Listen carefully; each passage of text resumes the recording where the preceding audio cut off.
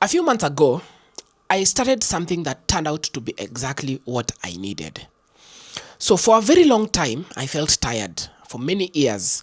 And it was simply because I was giving myself the same excuses that things cannot change. And like many people, I used to make New Year's resolutions. But this year felt so different. So I decided to stop overthinking this thing and started experimenting. And I called it 11 months of transformation. And honestly, the journey has already changed my life in many ways that I never expected it would. So, in this video, I'll share with you why I chose 11 months, what I have achieved so far, what I am actually looking forward to, and some of the biggest lessons I have learned. In addition, I'll be sharing what I'm expecting for the rest of the year. So let's get right into it. So, number one, why 11 months? At the beginning of the year, I was so tired of living a life that didn't feel fulfilling. And for a very long time, I had suppressed who I was. I am a very jovial person, outgoing, very curious, very smart, and very ambitious. So instead, I found myself locking up myself in my house, and I didn't have very solid friendships, and even the small acquaintances I had were slowly fading away. So I was basically alone. Then this year happened. I got tired of living in that bubble. And let me tell you, this has been one of the best years I've had in a very, very, very long time. I grew tired of a lifestyle that was simply not working. It was just work home and work home. Don't get me wrong, I love my home. But because it is one of the best places I can express myself and be myself. But I knew there had to be more. So anyway, back to the story. So it all started by a simple prayer that I made. And the prayer was simple as, God, this year, I want to have coffee with a stranger. And I think God might have looked at that prayer and was like, only that, I'll give it to you sooner than you think. Because in February, when my 11 months were starting, after like 3 weeks, I met a guy. But before we get there, I started attending a new church because I was not going to church for about 3 months. And then when I joined the church, I didn't know anybody, so I just attended. And 3 weeks after, I met a guy called Kelvin. Now, Kelvin was a guy, or is a guy, who, first of all, is my friend, even to date. And he was working on an app, and I am in the marketing space. So definitely, he needed an expert opinion, which I was available for. And we got connected through another friend of mine. And we started talking. And we talked. I remember that day it rained so much. So the conversation really went so far that we had to go for coffee. And because of that, I found myself having coffee with him. And this was the first day we met. So a funny prayer actually became an answered prayer. Number 2 is learning a new way to live. So another thing that happened this year is that God gave me a strategy, and a complete different strategy of approaching day-to-day life. It's something I'm still learning and trying to apply, but it has made a significant difference so far. So I'll probably dedicate that to an entire video, so you can consider subscribing if you want to hear more.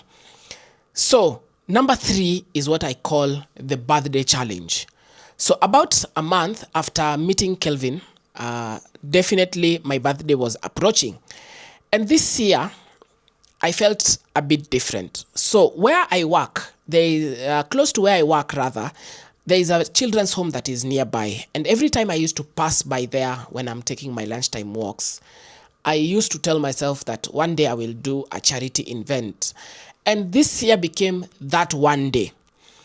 As my birthday got closer, of course, I got challenged to do something different. And I was like, this is the year. And I told God, this year I want to celebrate your faithfulness by doing something different. And then I remembered that children's home. And immediately I told God, this is a plan. Then I started implementing and planning. I set a fundraising target, reached out to a few friends. Of course, I had put my money aside and they were up for it. And we went to work and we planned. And God was so faithful. And guys, let me tell you, putting yourself out there is not very easy, but you do it very scared. So within the less than a week, we had already raised all the amount, which was very interesting. And we visited the children's home. We spent time with the kids and had a very amazing experience, you know. And that was another challenge completed. So number 4, putting myself out there. So I also decided to get back into the dating world. And let's just say it didn't work out exactly as I had planned. So I'm not just telling you stories here or telling you just the good side of things. But honestly, I am still counting it as a win. Because for a very long time, I had developed resentment towards pursuing romantic relationships. So simply putting myself out there again was progress enough. After the charity event, I got the opportunity to serve one of the biggest events as well. And that event was called Gen Z Love Jesus. I had first of all attended one of their crossover events that is coming into 2026, and from there I joined the church where the host church of that event. And just 4 months earlier, I was sitting in the crowd during the crossover. Now I was helping make the event happen. I was in the serve team. That was just 4 months. So it was a 4-day event, and it was everything to me. This is the same year, I think number 4 or 5, number 6 there. I made new friends.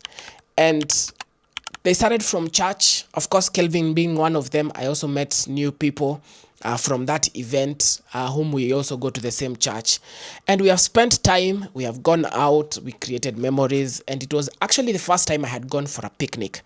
And I had a lot of fun.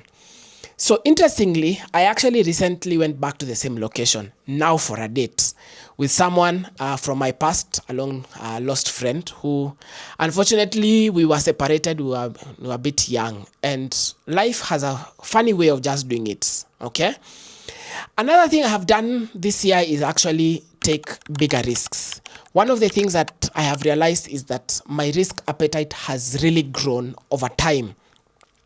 I needed a proper laptop to be editing my videos, and then I wanted a camera, which, as we speak, I got a new machine, and what I am using to record is actually the camera. So it was a plus. Now let's get to the tough part, the challenges. I'd be lying if I told you that everything went perfectly, and I've told you one already about the fact that the dating life didn't go as well. So of course, in the process of taking bigger risks, some were they took the financial implication, and I got into debt for the most part, especially because of getting the gear, the camera and the laptop. So this second part of the year, one of the things that I want to actually do is fix my finances. And it was part of the things that God gave me in terms of strategy and thinking about. So growth isn't just about taking risks. It's also about learning to take responsibility. And this gets me to this part of what's next. So I've already mentioned that, number 1, I want to fix my finances. Number 2, I want to do content. So seriously, that is why I got the machine, the laptop, and I got the camera. It is not so much about wishful thinking now. It is now time to exactly do what I want to do and just basically act. I just want to document my life because this will create memories for me to look back on. But also, I want to take this opportunity to just encourage anybody out there, to just see my life and just know that you are not alone. We are all trying to figure this thing out. So if there's anything I have learned so far is this: give yourself permission to try. Try that thing that you have convinced yourself that is beyond you. Start that business. Join the group. Apply for that opportunity. Take that risk of talking to a stranger. Take the first step and see what happens. You might actually be surprised what can come out.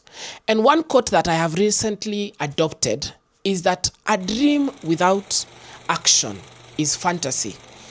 And a dream with action actually becomes a reality. So let's just stop dreaming from the sidelines and let's just make things work. Let's make our realities.